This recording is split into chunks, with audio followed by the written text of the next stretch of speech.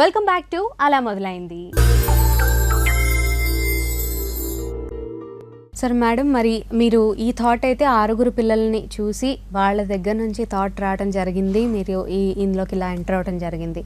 మామూలుగా అయితే మీరు చిన్నప్పటి నుంచి మీ ఫాదర్ చెప్తూ ఉన్నారు మదర్ తెరీసా అలాగా మీరు సర్వీస్ చేయాలి అన్నప్పుడు అనుకోకుండా ఈ ఫీల్డ్లో అంటే దీనిలోకి ఎంటర్ అయ్యారు. మామూలుగా అయితే మీరు చిన్నప్పటి నుంచి ఎలా అనుకున్నారు, అంటే ఏ విధంగా సర్వీస్ చేయాలని మీరు అనుకున్నారు? లాయర్ అవుదాం అనుకున్నానండి. ఓ సో ఇప్పటికి కూడా నాకు ఇష్టమే. నేను అప్పుడు లా సీట్ రాసినప్పుడు I got 11th rank. Wow. So కానీ దీంట్లో ఉన్న సాటిస్ఫాక్షన్ డిఫరెంట్గా ఉంటుంది. సో ఆ విధంగా చాలా హ్యాపీనెస్ ఏమిటంటే భారతదేశంలో పుట్టినందుకు ఒక సర్వీస్ అని నేను ఎప్పుడు అనుకోలేదు. ఒక బాధ్యత గల పౌరురాలుగా ఈ యొక్క రెస్పాన్సిబిలిటీని తీసుకొని పిల్లలందరినీ కూడా ఒక మంచి పౌరులుగా, ఉత్తమ పౌరులుగా భారతదేశానికి అందించాలనే ఒక సదుద్దేశంతో సంస్థని రన్ చేస్తూ ఉన్నాను. సో దీన్ని ఎక్స్టెండ్ చేయడం ఎప్పుడు జరిగింది? ఫస్ట్ మీరు ఒక చిన్న రూమ్లో మీరు స్టార్ట్ చేశారు, దీన్ని ఎక్స్టెండ్ చేయడం ఎప్పుడు, ఏ ఇయర్లో జరిగింది, ఎన్నాళ్ళు అవుతుంది? సో 2005లో క్రైస్ట్ చిల్డ్రన్ మినిస్ట్రీస్ అనే వాలంటరీ ఆర్గనైజేషన్ స్టార్ట్ చేశాను. సో ఇది మీకు ముందుగా చెప్పినట్టుగా ఆ చిల్డ్రన్ అంతా కూడా ఉండేవారు కదా.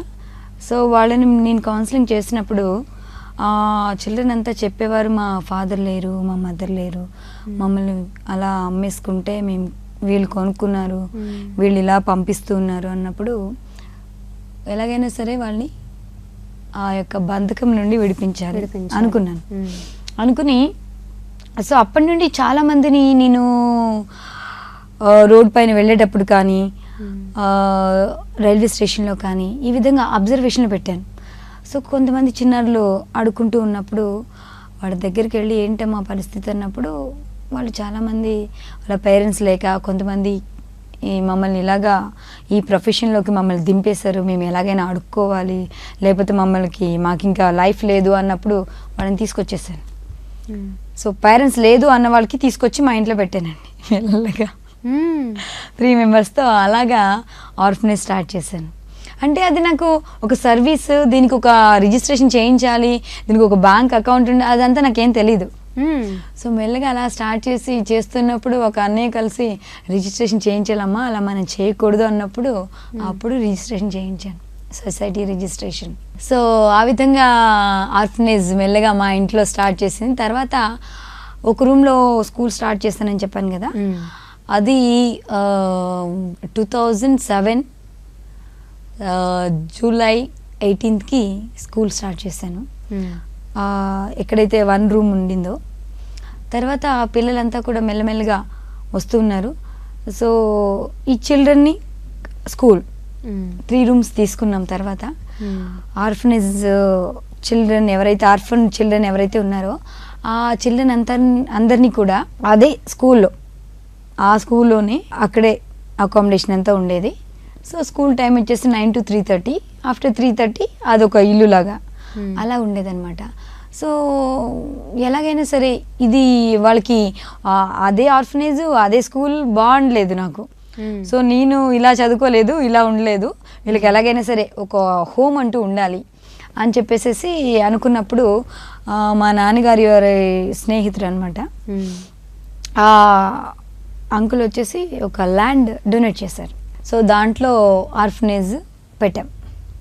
సో స్కూల్ ఒక దగ్గర ఉంది, ఆర్ఫనేజ్ ఒక దగ్గర ఉంది. ఎందుకంటే ఈ చిల్డ్రన్ ఎవరైతే ఉన్నారు స్కూల్లో ఉండే చిల్డ్రన్, వాళ్ళ పేరెంట్స్ వచ్చేసి పిల్లలకి లంచ్ పెట్టడం అదంతా చూసినప్పుడు మన దగ్గర ఉన్న పిల్లలు కొంచెం ఫీల్ అవుతున్నారు, మాకు కూడా పేరెంట్స్ ఉంటే బాగుండు.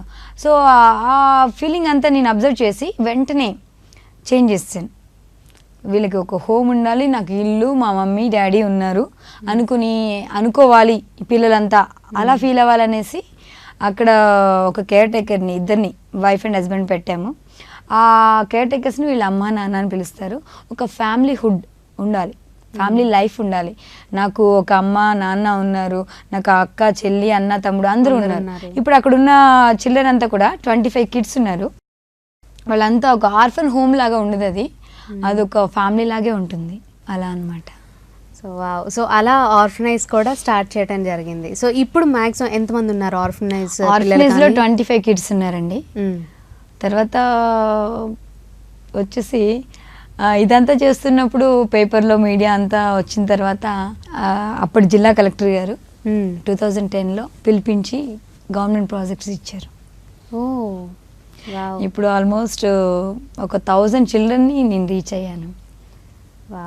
అన్ని స్లమ్ స్కూల్స్ అండ్ NCLP అనేసి national child labour project, central government projects, రీసెంట్గా స్టేట్ గవర్నమెంట్ ప్రాజెక్ట్ కూడా వచ్చింది. 100 మెంబర్స్ డిప్రైవ్డ్ చిల్డ్రన్కి. అర్బన్లో ఎవరైతే చిల్డ్రన్ స్ట్రీట్ చిల్డ్రన్ ఉంటారో, అబాండెంట్ చిల్డ్రన్, అలాంటి చిల్డ్రన్ కొరకు ఒక గవర్నమెంట్ హాస్టల్ ఇచ్చారన్నమాట. తర్వాత ఇంకా 2 హాస్టల్స్ ఉన్నాయి. చాలా హ్యాపీగా ఉంటుంది ఆ చిల్డ్రన్ని చూసినప్పుడు. సో ఆ హ్యాపీనెస్ మీ ఫేస్ అక్కడ వెళ్ళినప్పుడు ఆ పిల్లలంతా వచ్చేసి హగ్ చేసుకొని ఇట్స్ అన్స్పీకబుల్. వావ్. సో ఇలా ఫస్ట్ మీరు ఒక 3 పిల్లల్ని ఇంట్లోకి తీసుకొచ్చి పెట్టుకున్నారు.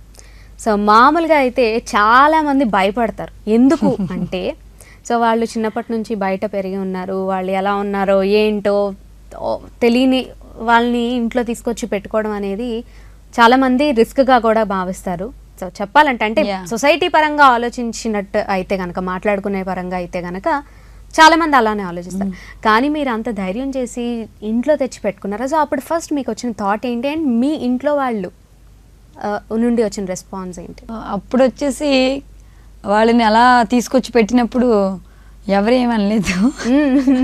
మా పేరెంట్స్ వాళ్ళ ఎంకరేజ్మెంట్ వల్లే నేను చేయగలుగుతున్నాను. అదే కరెక్ట్ అండి. వాళ్ళ మోరల్ సపోర్ట్, ఫైనాన్షియల్ సపోర్ట్ కూడా స్టార్టింగ్ నుండి వాళ్ళదే ఉంది.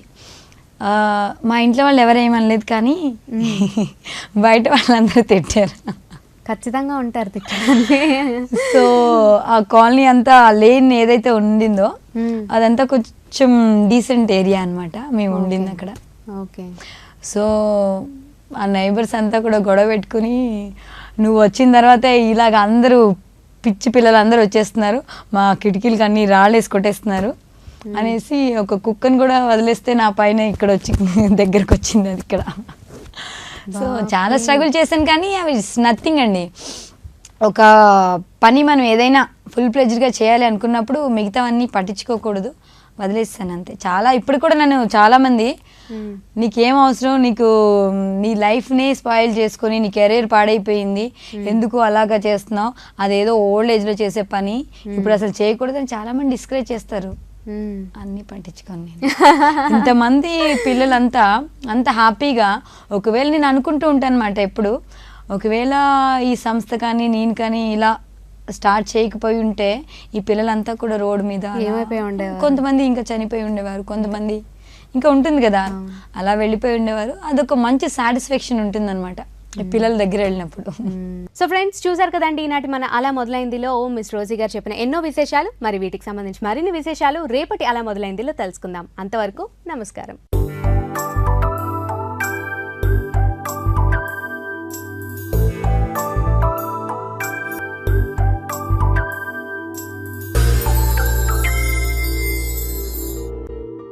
చూసారు కదండి ఇవాల్టి మన ఉదయరాగం. తిరిగి రేపటి ఉదయరాగంలో మళ్ళీ కలుద్దాం. అంతవరకు సెలవు. నమస్కారం.